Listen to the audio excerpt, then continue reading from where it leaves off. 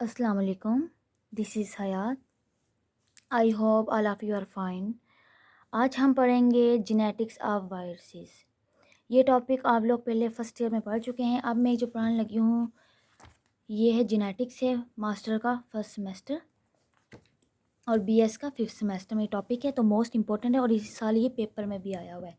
अभी जो last month paper हुए हैं 2024 के, तो उसमें पेपर में आया हुआ है। तो इसको आज हम डिटेल से डिस्कस करते हैं। मैं इस वीडियो को 2 हिस्सों में डिवाइड करूँगी। पहले लेक्चर में आज हम जस्ट पढ़ेंगे genetics of viruses. Different experiment was used viruses to demonstrate the genetic information के जो जेनेटिक इन्फॉर्मेशन है वो कहाँ स्टोर होती है, डीएनए में या आरएनए में। तो हम डिस्कस करेंगे mechanism of DNA replication, transcription क्या होता है और ट्रांसलेशन क्या होता है। वायरसेस जो बैक्टीरिया में इंजेक्ट करेंगे तो हम क्या कहेंगे, बैक्टीरियोफेज कहलाएंगे, क्योंकि जो ग्रीक वर्ड में ईट का होता है मतलब होता है bacteria. Many bacteria phage have been identified. अच्छा, इसमें हम 2 टाइप्स पढ़ेंगे बैक्टीरिया फेज की, एक पढ़ेंगे वायरुलेंट और एक टेम्परेट। आज मैं जस्ट वायरुलेंट आप लोगों के साथ डिस्कस करने लगी हूँ।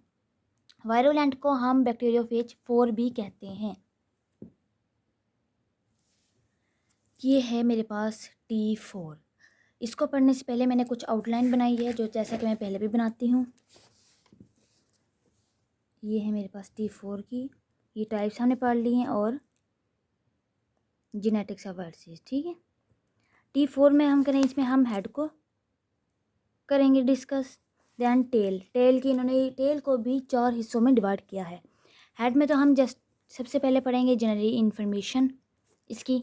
डबल स्टैंडर्ड डीएनए होता है, डीएनए पैक्ड किस में होता है, प्रोटीनस हेड के अंदर।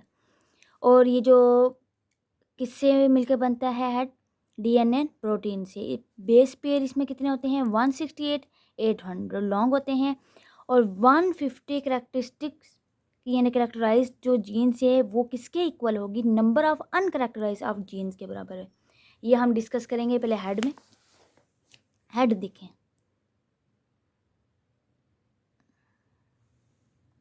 Head bacteriophage T4 is a large virus है, क्योंकि आप लोग पहले डिटेल से ये फर्स्ट ईयर में पढ़ चुके हैं। यहाँ थोड़ी सी एक्स्ट्रा डिटेल है, मेन कंसेप्ट तो था ही फर्स्ट ईयर में, सेम वही है। Store genetic information in a double standard DNA. Double standard DNA में आप होगा हेड को, आप पहले हम देख लेते हैं। ये है मेरे पास इसका हेड, डीएनए इसके अंदर होगा और डबल स्टैंडर्ड डीएनए होगा। दिस डीएनए इज पैक्ड होगा इन साइड अ प्रोटीनियस हेड में। दी virus is composed of protein and DNA, जैसे कि मैंने आप लोगों को आउटलाइन में बता चुकी हूँ। और T4 chromosome is approximately 168 800 base pair long.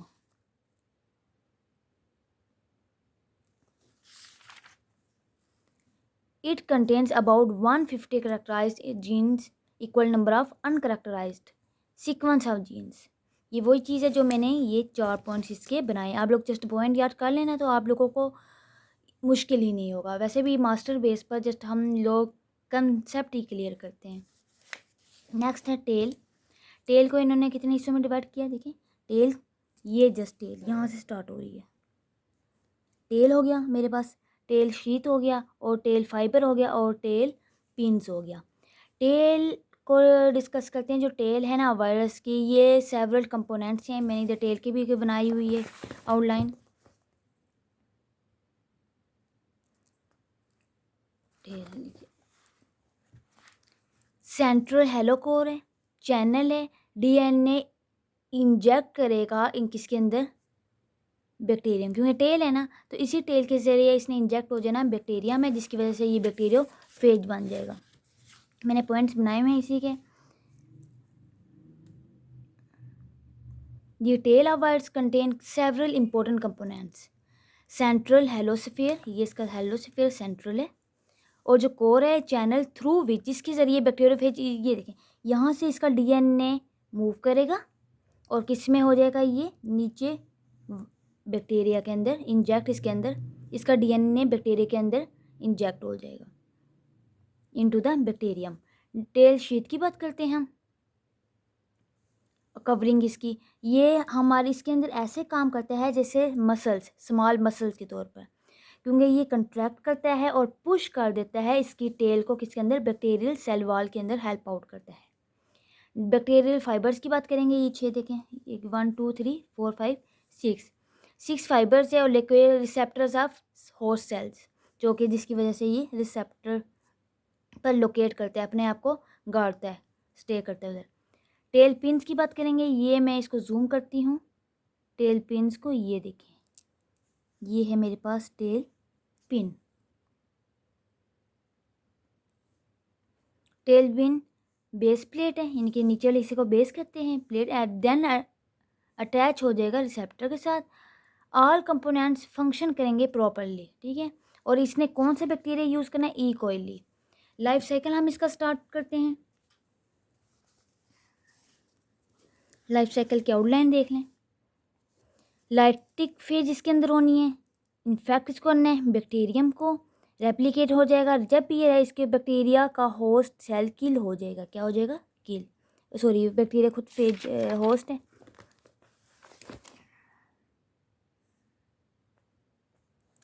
और सिंथेसिस होगी प्रोटीन की, शट ऑफ, क्या शट ऑफ हो जाएगा हमारे इसके अंदर, जब भी डीएनए बैक्टीरिया के अंदर इंजेक्ट होगा, ये 2-3 चीज़ें शट ऑफ हो जाएगी।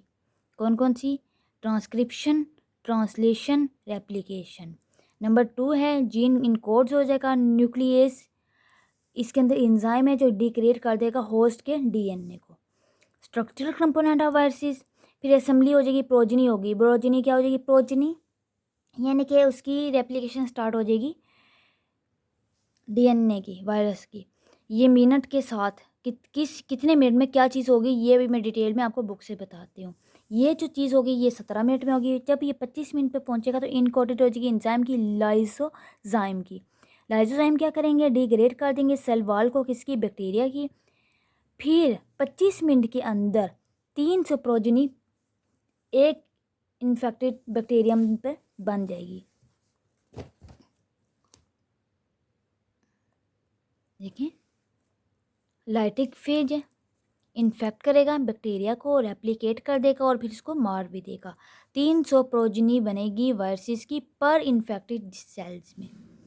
फिर फेज जो है नंबर 1 पॉइंट, जो मैंने 1 पॉइंट के हिसाब से आपको आउटलाइन दी थी, पॉइंट्स मैंने बनाए हुए थे। दी फेज डीएनए इंजेक्ट करेगा बैक्टीरिया में क्विकली, 2 मिनट के अंदर अंदर प्रोटीन बन जाएगी, फिर शट ऑफ कर देगा ट्रांसक्रिप्शन को, ट्रांसलेशन को, रेप्लिकेशन को। फिर वायरसेस कंट्रोल करेगा, ये मेन चीज़ है, मेटाबॉलिक मशीनरी ऑफ होस्ट की यूज़ करेगा ये। और कौन से इनकोड करेगा, न्यूक्लियस, न्यूक्लियस फिर डिग्रेड कर देगा डीएनए को, किसके, होस्ट के। फिर अदर फेज हम करते हैं डीएनए एप्लीकेशन ऑफ डीएनए। इसके बाद क्या होगा, जो इनकोड हो जाएगी स्ट्रक्चर कंपोनेंट है वायरस में एक्सप्रेशन हो जाएगी। देयर आफ्टर उसके बाद फिर क्या होगा, असेंबली बन जाएगी हमारे पास, किसकी, प्रोजनी बनना स्टार्ट हो जाएगी, ये 25 मिनट के अंदर होगा। The infectious progeny begin start accumulate in host cell में हो जाएगी, 17 मिनट के अंदर ये होस्ट सेल के अंदर चले जाएगा। 25 मिनट में क्या होगा, लाइसोजाइम बनेंगे, डिग्रेड कर देगा सेल वॉल को और रैप्चर करेगा होस्ट सेल के बैक्टीरिया को, और 300 प्रोजनी, 300 बन जाएंगी प्रोजनी। ये बैक्टीरिया को जो हमने 1 बाय 1 पॉइंट पढ़ा है, पहले पॉइंट में हमने पढ़ा था 0 मिनट था मेरे पास, मैं इसको जूम करती हूँ इस पॉइंट को। टी फेज बैक्टीरियोफेज अटैच करेगा, ठीक है, बैक्टीरिया के साथ, इस तरीके से देखें अटैच हो रहा है और अपना डीएनए ये इंजेक्ट कर रहा है इसके अंदर, बैक्टीरिया के अंदर। देन दूसरे मिनट में प्रोटीन बनेगी, ठीक है, specific face synthesis of messenger RNA, protein से फिर मैसेंजर ज़ाहिर है आरएनए बनता है। देन 6 मिनट के अंदर एप्लीकेशन हो जाएगी, होस्ट डीएनए जो होस्ट के डीएनए का डिग्रेड कर देगा, फेस को एनकोड न्यूक्लियस एंजाइम इसको डिग्रेड कर देगा।